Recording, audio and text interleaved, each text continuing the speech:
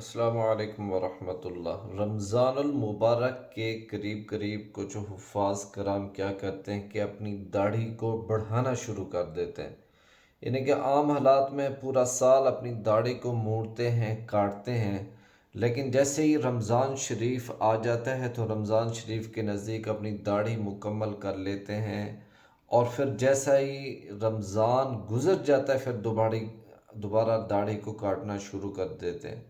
کیا ایسے حفاظ کے پیچھے نماز تراویح پڑھنا جائز ہے یا ناجائز ہے؟ اس کو اب تفصیل سے سنیں۔ سب سے پہلی بات تو یہ ہے کہ داڑھی رکھنا واجب ہے، تمام انبیاء کی سنت ہے، اس کو کاٹنا گناہ ہے۔ جو داڑھی کاٹتا ہے وہ فاسق اور فاجر ہے، مستقل ایک گناہ میں رہتا ہے۔ لیکن جو حفاظ کرام ہیں ان کو تو بدرجہ اولا گناہ ہوتا ہے، کیونکہ حافظ قرآن ہے، پھر وہ داڑھی کو کاٹتے ہیں۔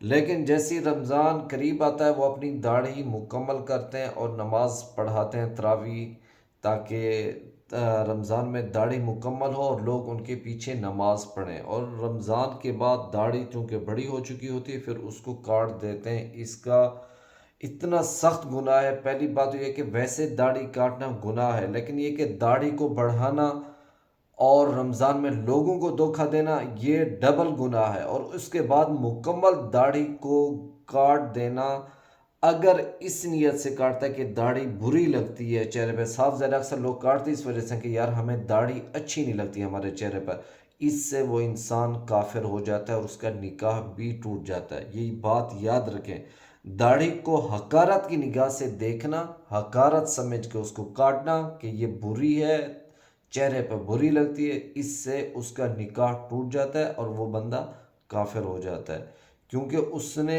ایک واجب عمل کو مقصد حقارت کی نگاہ سے دیکھا، برا بھلا کہا، تو اس سے اس کا نکاح ٹوٹ جاتا ہے۔ اگر اس نے داڑھی کو حقارت کی نگاہ سے دیکھا اور اس وجہ سے کاٹا کہ یہ بری چیز ہے، اس سے انسان کافر ہو جاتا ہے، اس کا نکاح ٹوٹ جاتا ہے۔ لیکن اگر وہ اس وجہ سے نہیں، ویسے وہ کاٹتا ہے، یہ بھی ایک گناہ ہے لیکن اس سے کافر نہیں ہوتا۔